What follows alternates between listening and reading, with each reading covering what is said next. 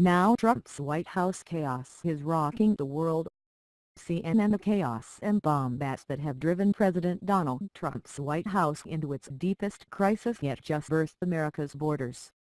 Trump's sudden announcement Thursday of punishing tariffs on steel and aluminum imports, after a typically disorganized and opaque rollout, left much of the world feeling the whiplash that has rocked Washington all week.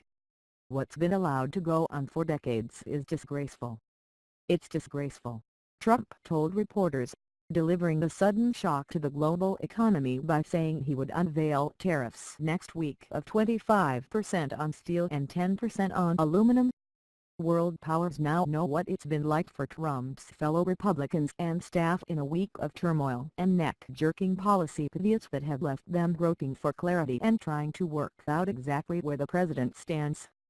At home, stocks crashed on the president's offhand announcement, which could blow up into a trade war, while GOP leaders, stung by a second straight day of Trump trampling party orthodoxy after his surreal meeting Wednesday on guns, registered dissent and frustration. We were told at the beginning of all this that Donald Trump was comfortable with chaos.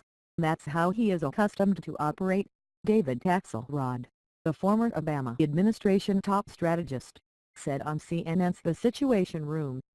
That may be okay if you are running a small family branding business, but when you are in the most important office on the planet it can have grave consequences, Axelrod said. CNN Money.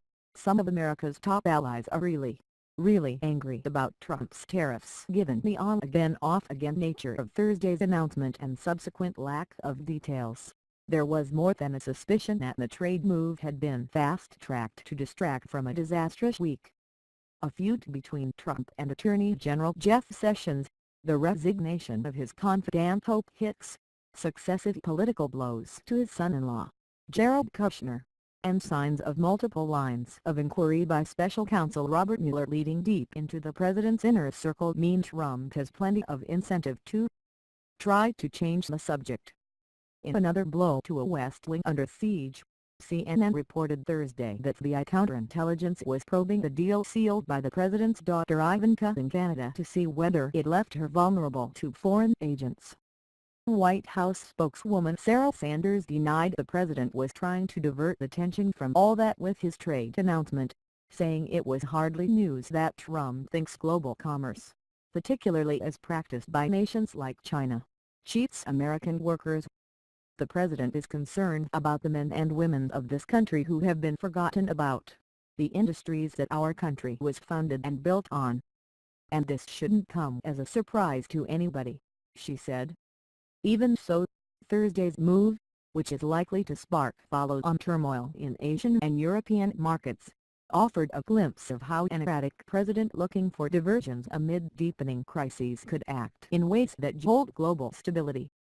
Given that the turmoil surrounding Trump seems to spin more out of control by the day, the world could be in for a rough ride in the coming months. Still, while much of the Washington and global establishment will be bracing for more, Trump supporters are unlikely to be fazed, since his unpredictability and disdain for long-held conventions and behavioral codes are exactly why they voted for him, as they looked for someone willing to shake things up. But anyone who is not in his famously loyal voting base may beg to differ. The downside of instinctive leadership Thursday was not the first time that Trump's determination to honor his populist, nationalist campaign rhetoric had sent shock waves around the globe. It helped drive his decision to pull out of the Paris Climate Accord and repeated efforts to sink the Iran nuclear deal brokered by President Barack Obama, both of which caused panic and consternation abroad.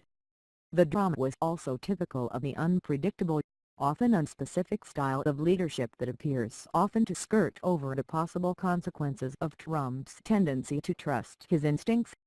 There was not much sign, for instance, that the White House had gained out the reactions of trading partners to the new tariffs and the risk of a trade war and damage to key alliances that they could provoke. The trade war could well destabilize the global economy and have consequences for the president's political fortunes if U.S. stocks and growth take a hit from reprisals by foreign powers, in sectors other than steel and aluminum. Molson Coors, for instance, warned that tariffs on aluminum could push up the cost of beer in cans and cause jobs to be lost. There will be retaliation. There will be a response, and I think it is extremely unfortunate, Carlos Gutierrez, who served as Commerce Secretary under President George W. Bush, said on CNN International. This is most likely going to be a self-inflicted wound that will go on for a while. CNN Money. Trump's new tariffs could make beer, cars and baseball bats more expensive. Playing several moves ahead has not been one of Trump's strengths as president. Had he done so as he was staffing his administration, he might have concluded it was perhaps unwise to invite his family and their tangled business ties into the West Wing, a decision that has now landed him multiple ethical troubles. U.S. allies like Britain and Canada registered alarm at Trump's trade move, balking especially at the White House's rationale that their steel imports threatened U.S. national security. But foreign officials, just like those in Washington, struggled to work out exactly what Trump means to do. As a key NORAB and NATO ally, and as the #1 customer of American steel, Canada would view any trade restrictions on Canadian steel and aluminum as absolutely unacceptable, Canadian Foreign Minister Chrystia Freeland said, promising retaliation if Trump goes ahead. Britain was mostly puzzled. CNN's Jim Acosta reported that the UK government spokesman said, "We are engaging with the US on what this announcement means in practice." Those reactions mirrored the indignation and mystification painted on the faces of GOP senators who sat through the president's three-wheeling, contradictory session on gun reform at the White House on Wednesday.